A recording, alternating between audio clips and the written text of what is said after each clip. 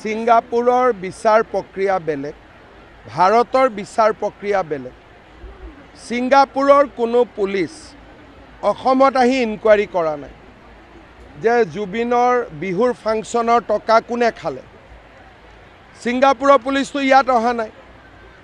গতিকে আমাৰ পুলিচ কিন্তু ছিংগাপুৰত গৈছে। গতিকে তদন্তটো কাৰ ভাল হ'ব? তাৰ লগত ভাৰতৰ আদালতে ছিংগাপুৰৰ আদালতৰ তলত নহয়, ভাৰতৰ আদালত সৰ্বোচ্চ। ভাৰতৰ আদালত ছিংগাপুৰৰ আদালতৰ তলত নহয়।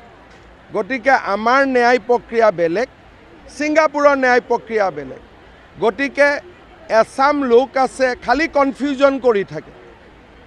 আৰু তেওঁলোকে আচলতে জুবিনে ন্যায় পাব লাগে নে নালাগে তেওঁলোকৰ মোৰ মাজে মাজে ডাউট হয়। তেওঁলোকে এতিয়া এটা কামতে লাগি আছে যে উইক পইণ্ট উলিয়াই দিয়ক যাতে আছামী কেইজন মুক্ত হৈ যায়। আমি আছোঁ আছামী কেইজনে শাস্তি পাব লাগে। কিবা যদি উইক পইণ্ট আছে হয়তো ক'বহে নালাগে যাতে আছামী কেইজনে শাস্তি পায়। কিন্তু তেওঁলোকে যি ধৰণে কৈ আছে তাৰ পৰা কি বুজা যায় যে আছামী কেইজন মুক্ত হ'ব লাগে আৰু মুক্ত হ'লে হিমন্ত বিশ্ব শৰ্মাক ধৰিম। তেওঁলোকৰ টাৰ্গেটটো জুবিন গাৰ্গ নহয়, তেওঁলোকৰ টাৰ্গেটটো হিমন্ত বিশ্ব শৰ্মা। ইয়াতকৈ দুখৰ কথা কি হ'ব পাৰে? আজি ইমান ভাল তদন্ত হ'ল, আজিলৈকে জেলৰ পৰা অপৰাধী ওলাব পৰা নাই। কংগ্ৰেছৰ দিনত যিমান ক্ৰাইম হৈছে সকলো অপৰাধী 2 মাহত বেল পাইছেই পাইছে। তৰুণ গগৈৰ দিনত, হিতেশ্বৰ শইকীয়াৰ দিনত ডাঙৰ ডাঙৰ দুৰ্ধৰ্ষ অপৰাধীও 2-2.5 মাহত বেল পাইছে। কিন্তু আমিতো বেল পাব দিয়া নাই। সেইকাৰণে মোৰ সম্পূৰ্ণ আদালতৰ ওপৰত বিশ্বাস আছে। ভাৰতৰ আদালতে ন্যায় দিব আৰু ভাৰতৰ আদালত ছিংগাপুৰৰ আদালতৰ অধীনত নহয়।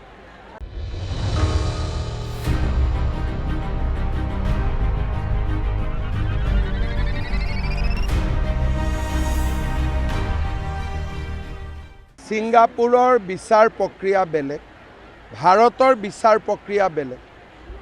ছিংগাপুৰৰ কোনো পুলিচ অসমত আহি ইনকুৱাৰী কৰা নাই যে জুবিনৰ বিহুৰ ফাংচনৰ টকা কোনে খালে।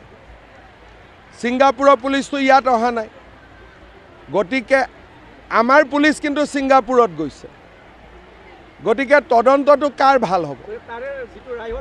তাৰ লগত ভাৰতৰ আদালতে ছিংগাপুৰৰ আদালতৰ তলত নহয়, ভাৰতৰ আদালত সৰ্বোচ্চ। ভাৰতৰ আদালত ছিংগাপুৰৰ আদালতৰ তলত নহয়। গতিকে আমাৰ ন্যায় প্ৰক্ৰিয়া বেলেগ, ছিংগাপুৰৰ ন্যায় প্ৰক্ৰিয়া বেলেগ।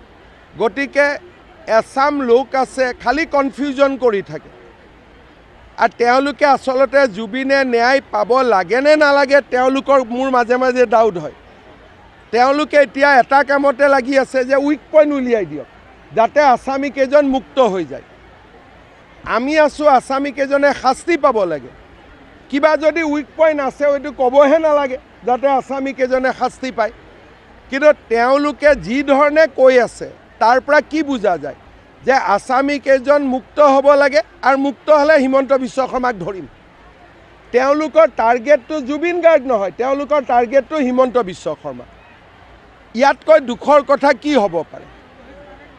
আজি ইমান ভাল তদন্ত হ'ল, আজিলৈকে জেলৰ পৰা অপৰাধী ওলাব পৰা নাই।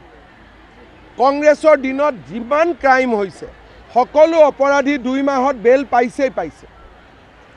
তৰুণ গগৈৰ দিনত, হিতেশ্বৰ শইকীয়াৰ দিনত ডাঙৰ ডাঙৰ দুৰ্ধৰ্ষ অপৰাধীও 2-2.5 মাহত বেল পাইছে। কিন্তু আমিতো বেল পাব দিয়া নাই। সেইকাৰণে মোৰ সম্পূৰ্ণ আদালতৰ ওপৰত বিশ্বাস আছে। ভাৰতৰ আদালতে ন্যায় দিব আৰু ভাৰতৰ আদালত ছিংগাপুৰৰ আদালতৰ অধীনত নহয়।